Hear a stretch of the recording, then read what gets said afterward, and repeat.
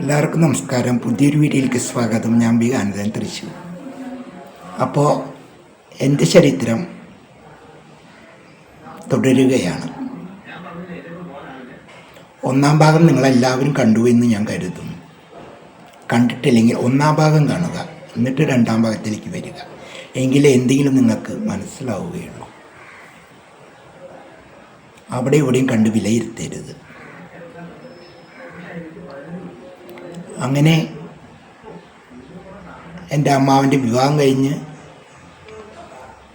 അമ്മ, എൻ്റെ അച്ഛൻ, അമ്മയുടെ അച്ഛനമ്മ, അങ്ങനെ ജീവിതം മുന്നോട്ട് പോകുന്ന ആ കാലഘട്ടത്തിൽ എൻ്റെ അമ്മ ഗർഭിണിയായി. അങ്ങനെ 10 മാസങ്ങൾക്കുള്ളിൽ ഒരു ആൺകുഞ്ഞിന് ജന്മം നൽകി. അവന് ശശിധരൻ എന്ന് പേരിട്ടു. അങ്ങനെ ഒരു ദിവസം ഉച്ചയ്ക്ക്, അവന് 2 വയസ്സായി. അങ്ങനെ ഒരു ദിവസം ഉച്ചയ്ക്ക് മുറ്റത്ത് ഓടിക്കളിച്ചിരുന്ന കുഞ്ഞ് ഒരാടിൻ്റെ, നമ്മുടെ അവിടെയുള്ള ആട്ടുകുട്ടിയുടെ കയറ് തടഞ്ഞു വീണു. വൈകുന്നേരമായപ്പം തുള്ള പനി. ഹോസ്പിറ്റലിൽ കൊണ്ടുപോയി ചികിത്സിച്ചു. എന്തു പറയാൻ, ഒരാഴ്ചക്കുള്ളിൽ ആ കുഞ്ഞ് മരണപ്പെട്ടു. അത് എൻ്റെ അമ്മയും അച്ഛനെയും, അമ്മയുടെ അച്ഛനെയും അമ്മയൊക്കെ തളർത്തി. പിന്നീട് ദുഃഖകരമായിട്ട് അവർ മുന്നോട്ട് പോയി. അങ്ങനെ വർഷങ്ങൾ കടന്നുപോയി. അമ്മ 2 പെൺകുഞ്ഞുങ്ങൾക്ക് ജന്മം നൽകി. അതായത് എൻ്റെ പെങ്ങന്മാർ, എൻ്റെ ചേച്ചിമാർ. മൂത്താൾ ശശികല, അതായത് എൻ്റെ മുന്നേ ഉണ്ടായ ആ കുട്ടിയുടെ പേരാണ് ശശീന്ദ്രൻ. അപ്പോൾ ആ ശശി എന്നുള്ളത് വെച്ചിട്ട് എൻ്റെ മൂത്ത പെങ്ങൾക്ക് ശശികല എന്ന് പേരിട്ടു. പിന്നീട് കല എന്നറിയപ്പെട്ടു. രണ്ടാമത്തെ പെങ്ങൾ ബിന്ദു. അങ്ങനെ ആ കുടുംബം മുന്നോട്ട് പോയിക്കൊണ്ടിരിക്കില്ലേ, എൻ്റെ അമ്മയുടെ അമ്മയ്ക്ക് രോഗം ബാധിക്കുകയും ആ രോഗം മൂലം മരണപ്പെടുകയും ചെയ്തു. അത് കഴിഞ്ഞപ്പോൾ എൻ്റെ അച്ചാച്ചന്, അമ്മയുടെ അച്ഛന് വളരെ നിരാശയായി. കാരണം അമ്മയാണ് അച്ചാച്ചൻ്റെ എല്ലാ കാര്യം നോക്കിയിരുന്നത്. ബാത്റൂമിൽ കൊണ്ടുപോകുന്നതും കുളിപ്പിക്കുന്നതും ഭക്ഷണം കൊടുക്കുന്നതും ഒക്കെ. ഇനി തൻ്റെ മകൾക്കും ഭർത്താവിനും മക്കൾക്കും ഒരു ഭാരമാകും എന്ന് സ്വയം ചിന്തിച്ചു. ആരായത്? എൻ്റെ അച്ചാച്ചൻ. അങ്ങനെ അച്ചാച്ചൻ അറിയപ്പെടുന്നവരെ വിളിക്കാൻ പറഞ്ഞു. വിളിച്ചു.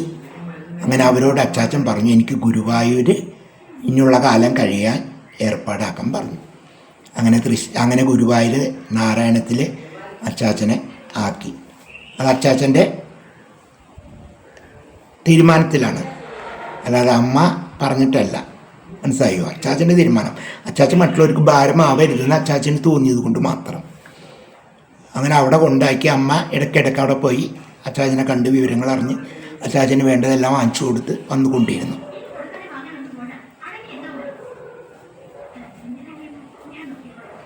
അങ്ങനെ അവരുടെ ജീവിതം മുന്നോട്ട് പോയിക്കൊണ്ടിരുന്നു.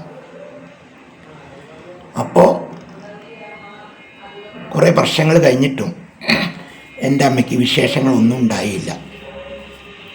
എൻ്റെ അമ്മയ്ക്ക് ഒരു ആൺകുഞ്ഞ് വേണമെന്നുള്ള വിചാരമുണ്ടായിരുന്നു, ദുഃഖമുണ്ടായിരുന്നു, ചിന്തനയുണ്ടായിരുന്നു. അങ്ങനെ ആ ഒരു കാര്യം എൻ്റെ അമ്മയുടെ കൂട്ടുകാരിയോട് പറഞ്ഞു. അങ്ങനെ കൂട്ടുകാരി പറഞ്ഞു, നീ വിഷമിക്കണ്ട, നീ താണിക്കൊടുത്ത അമ്മയെ ഭജിക്കൂ. വെള്ളി ചുവ ദിവസങ്ങളിൽ വ്രതമെടുത്തിട്ട് താണിക്കൊടുത്ത അമ്മയെ ഭജിക്കാൻ പറഞ്ഞു. എൻ്റെ അമ്മയ്ക്ക് ഈശ്വരൻ എന്ത്, ദേവി എന്ത്, ഭജനമെന്ത് ഒന്നും അറിയില്ല. അങ്ങനെ അവർ പറഞ്ഞു കൊടുത്ത പ്രകാരം അമ്മ വെള്ളിച്ച ദിവസം വ്രതമെടുത്ത് താണിക്കൊടുത്ത് ദർശനം ചെയ്ത് പ്രാർത്ഥിച്ചു, എനിക്കൊരു ആൺകുഞ്ഞിനെ തരണേ, ആൺകുഞ്ഞിനെ കിട്ടിയാൽ അമ്മയുടെ അവിടെ വെച്ച് അമ്മയുടെ അന്നം കൊടുത്തുകൊള്ളാം എന്ന് വിചാരിച്ചു. അവനെ അമ്മയിൽ സമർപ്പിച്ചോളാം എന്ന് വിചാരിച്ചു. അങ്ങനെ തുറന്നുകൊണ്ടേയിരുന്നു. വ്രതങ്ങളും പ്രാർത്ഥനകളുമായി മുന്നോട്ട് പോയി. അങ്ങനെ എൻ്റെ അമ്മയ്ക്ക് വിശേഷമായി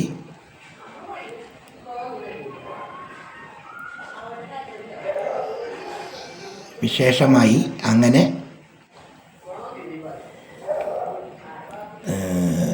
മീനമാസത്തിലെ ചോതി നക്ഷത്രത്തിൽ ഒരു ആൺകുഞ്ഞിന് ജന്മം നൽകി. അങ്ങനെ ദേവിയോട് പറഞ്ഞ പ്രകാരം ടാണി കൊടുത്ത അമ്മയുടെ അവിടെ അടിമ കെടുത്തി. അവിടെ വെച്ച് ചോറ് കൊടുത്തു. അവന് ഗോപാലകൃഷ്ണൻ എന്ന് പേര് വിളിച്ചു. ആ ഗോപാലകൃഷ്ണനാണ് ഇന്ന് നിങ്ങളുടെ മുമ്പിൽ ഈ സംസാരിക്കുന്ന അംബികാനന്ദൻ എന്ന ഞാൻ.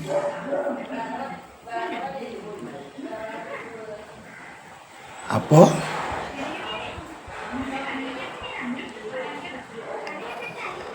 ഒരു ദുഃഖം ഞാൻ നിങ്ങളോട് മറച്ചു വെച്ചു. എന്താണെന്നല്ലേ? ഒരു ദുഃഖം നിങ്ങളോട് മറച്ചു വെച്ചു. എനിക്ക് എൻ്റെ അച്ഛൻ്റെ മുഖം കാണാൻ കഴിഞ്ഞിട്ടില്ല.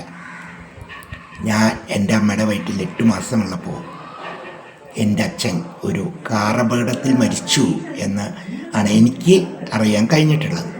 ഞാൻ കാണാത്ത എൻ്റെ അച്ഛനെ കുറിച്ച് പിന്നെ അന്വേഷിക്കാൻ ഞാൻ ആരോടും മുതിർന്നിട്ടില്ല.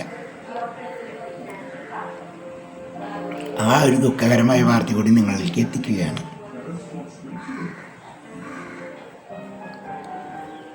അങ്ങനെ ദുഃഖത്തിൽ നിന്നും ദുഃഖത്തിലേക്ക് എൻ്റെ അമ്മയുടെ ജീവിതം മുന്നോട്ട് പോയി. എൻ്റെ അമ്മ ചെറുപ്പം, കാണാൻ അതിസുന്ദരി, 3 പിഞ്ഞിക്കിടാങ്ങൾ. അപ്പോൾ എൻ്റെ അച്ഛൻ കുറേ സമ്പാദ്യങ്ങൾ ഉണ്ടാക്കിയിട്ടുണ്ട്. സ്വർണങ്ങളായിട്ടും ഓട്ടുപാത്രങ്ങളായിട്ടും ഇതൊക്കെ പണയം വെച്ചിട്ടും വിറ്റിട്ടും എൻ്റെ അമ്മ ജീവിതം മുന്നോട്ട് കൊണ്ടുപോയി. ഞങ്ങൾക്ക് വേണ്ടതെല്ലാം തന്ന് ഞങ്ങളെ നോക്കിക്കൊണ്ടിരുന്നു. പക്ഷെ എൻ്റെ അമ്മയ്ക്ക് അടച്ചുറപ്പില്ലാത്ത വീട്ടിൽ ഉറങ്ങാൻ ഭയമായിരുന്നു. കാരണം ഇന്നത്തെ പോലെ അന്നും ചെറ്റ പൂക്കുന്ന നാറികളുള്ള കാലമായിരുന്നു. പലവരും എൻ്റെ അമ്മയെ ഉപദ്രവിക്കാനായി വന്നിട്ടുണ്ട്.